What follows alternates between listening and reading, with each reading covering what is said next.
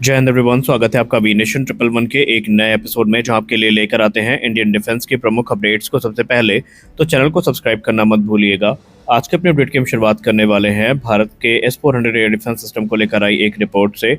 दोस्तों, Pakistani propaganda machinery पूरी तरीके से एक्टिव थी कल रात तक, और वहां पर क्लेम किया जा रहा था कि उन्होंने भारत के इतने जेट्स मार दिए, इतने उन्होंने एयरफील्ड्स को तबाह कर दिया, जो कि पूरी तरीके से निराधार था। लेकिन भारत सबूत के साथ मारता है, भारत हवा में बात नहीं करता, और कल आज या सुबह ऐसा ही हुआ है। भारत की मिनिस्ट्री ऑफ एक्सटर्नल अफेयर्स की तरफ से बताया गया कि आज सुबह भारत की आर्म फोर्सेस की तरफ से पाकिस्तान के जो एयर डिफेंस रेडार हैं, एयर डिफेंस सिस्टम है, जो कि अलग अलग लोकेशंस पे थे इंटर पाकिस्तान में, उनको भारत ने टारगेट किया है। और इसको टारगेट करने के लिए भारत ने जो ड्रोन अटैक है इसका यूज़ किया है। और आप सबने फुटेज देखी होगी जहां पर जो लोइटरिंग म्यूनिशन है, इनकी सहायता से पाकिस्तान के जो अलग अलग टारगेट हैं, जो कि लाहौर में थे और भी अलग इलाकों में थे, उनको टारगेट किया गया है। अब पाकिस्तान में एक सवाल ये उठ गया कि पाकिस्तान ने पहले तो ये क्लेम किया कि हमने भारत के इन अटैक्स को रोक दिया, लेकिन पाकिस्तान की किरकिरी तब हो गई जब पाकिस्तान के लोगों ने ही पाकिस्तान की सेना से सवाल करना शुरू किया कि ये क्लेम जाने दो, तुमने रोका या नहीं रोका, हम वो नहीं जानना चाहते, क्योंकि हमने अपनी आंखों से जो वहाँ पर ड्रोन है वो गिरते देखे हैं, हमने ब्लास्ट होता देखा है। और कुछ मीडिया रिपोर्ट्स काफ़ी हास्यप्रद थी। एक वीडियो काफ़ी वायरल हुआ था जहाँ पर एक रिपोर्टर को ये बताया गया पाकिस्तान की तरफ से कि आकाशीय बिजली गिरी है जो लाहौर है वहाँ पर। उसके बाद से काफ़ी किरकिरी इनकी हुई। यहाँ पर पाकिस्तानी आर्मी से सवाल ये पूछा जा रहा है कि आपने जो HQ-9 जैसे सिस्टम है डिप्लॉय करके रखे हैं, वो ड्रोन को देख क्यों नहीं पा रहे हैं, क्योंकि आप दावे बहुत बड़े बड़े कर रहे हैं, लेकिन ड्रोन लाहौर तक कैसे पहुंच जा रहे हैं। असलियत तो ये है कि मीडिया रिपोर्ट्स क्लेम करती हैं कि भारत के लोइटरिंग म्यूनिशन ने जो पाकिस्तान के high value air defence system है उनको भी टारगेट किया है, और पाकिस्तान पूरी तरीके से जो खबर है उसको दबाने में लगा हुआ है। जी हाँ, आपने सही सुना। भारत के जो लोइटरिंग म्यूनिशन है, रिपोर्ट्स इंगित करती हैं कि उन्होंने पाकिस्तान के एयर डिफेंस सिस्टम को पूरी तरीके से न्यूट्रलाइज किया है, और suppression of enemy air defence जो मिशन था, सीड मिशन था, वो यहाँ पर एग्जीक्यूट किया गया है।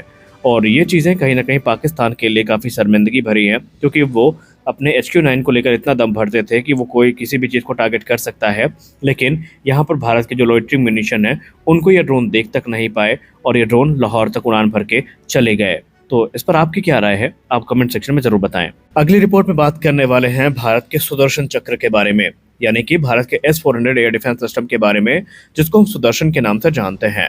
पाकिस्तानियों को बहुत शौक है कि वो S-400 एयर डिफेंस सिस्टम को तबाह करें, और उनका ये दावा होता है कि हमारी मिसाइल जाएंगी, S-400 को तबाह करेंगी और भारत को नुकसान हो जाएगा। लेकिन कल इसके उल्टा हो गया।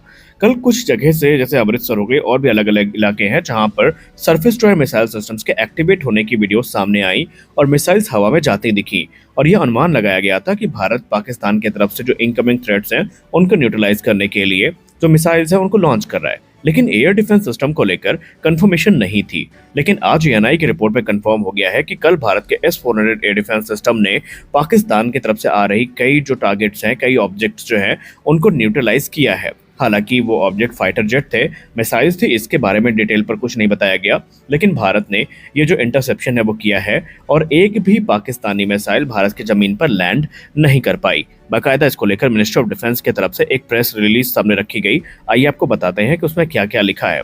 प्रेस ब्रीफिंग में बताया गया कि ऑपरेशन सिंदूर, जो कि भारत की तरफ से 7 मई 2025 को आयोजित किया गया था, इस दौरान भारत ने एक फोकस्ड और अच्छे से मेजर किया हुआ नॉन एस्केलेटरी अटैक किया था, जहां पर भारत की तरफ से पाकिस्तान में जो आतंकवादी ठिकाने हैं उनको टारगेट किया गया। हमने पाकिस्तान में मिलिट्री स्टैब्लिशमेंट को टारगेट नहीं किया, ना ही हमने पाकिस्तान के किसी भी मिलिट्री मूवमेंट को टारगेट किया जिससे कि ये प्रतीत हो कि भारत पाकिस्तान के साथ युद्ध चाहता है।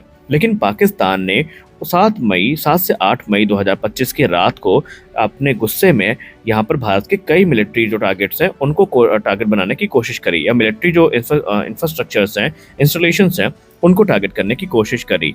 यहाँ पर भारत के नॉर्दर्न और वेस्टर्न साइड पर जो अटैक है वो अटेम्प्ट किए गए। इसमें अवंतीपुरा, श्रीनगर, जम्मू, पठानकोट, अमृतसर, कपूरथला, जालंधर, लुधियाना, उधमपुर, बठिंडा, चंडीगढ़, नाल, पेलोडी, उत्तरलाई, भुज जैसे जो इलाके थे यहाँ पर ड्रोन्स और मिसाइल से अटैक किया गया।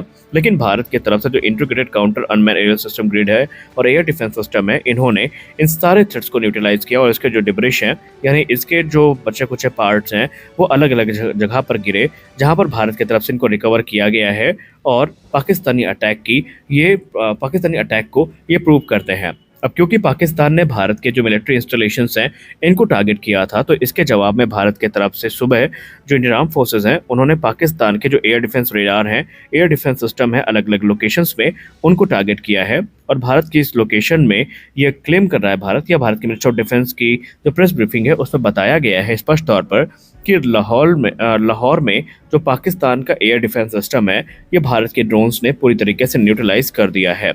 पाकिस्तान ने अनप्रोवोक्ड फायरिंग्स को काफ़ी बढ़ाया है, जहां पर वो अलग अलग क्षेत्रों में जो लोकल सिविलियंस हैं उनको टारगेट कर रहा है। और मिनिस्टर ऑफ डिफेंस की प्रेस ब्रीफिंग में स्पष्ट तौर पर कहा गया है कि 16 जो इनोसेंट लाइफ्स हैं ये यहाँ पर इनके अटैक पर जा चुकी हैं और इसमें बच्चे और महिलाओं को भी टारगेट बनाया गया है।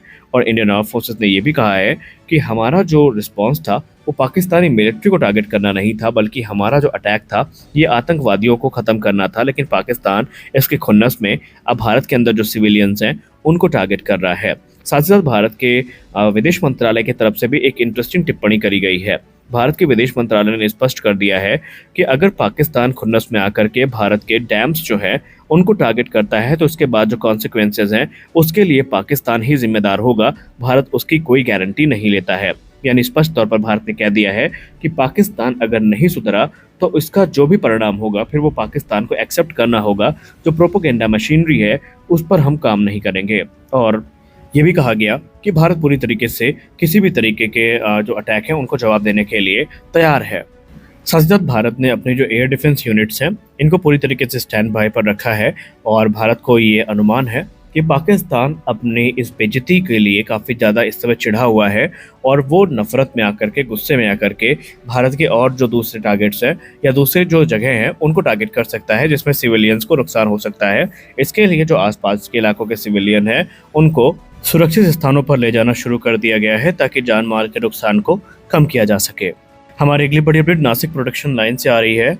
ऑपरेशन सिंदूर के चलते और यहाँ पर जो घटनाक्रम हो रहे हैं उनके बीच में एक बड़ी खुशखबरी हमें नासिक प्लांट से देखने को मिल रही है, जहां पर नासिक प्लांट की तरफ से जो पहला तेजस मार्क 1A फाइटर एयरक्राफ्ट है इसको रोल आउट कर दिया गया है। हालांकि ये एयरक्राफ्ट अभी कैटेगरी बी इंजन के साथ रोल आउट किया गया है और इस समय जैसे ही जनरल इलेक्ट्रिक नए इंजन को डिलीवर करती है उनके साथ एयरक्राफ्ट को इंटीग्रेट करके जो डिलीवरी का प्रोसेस है ये शुरू कर दिया जाएगा।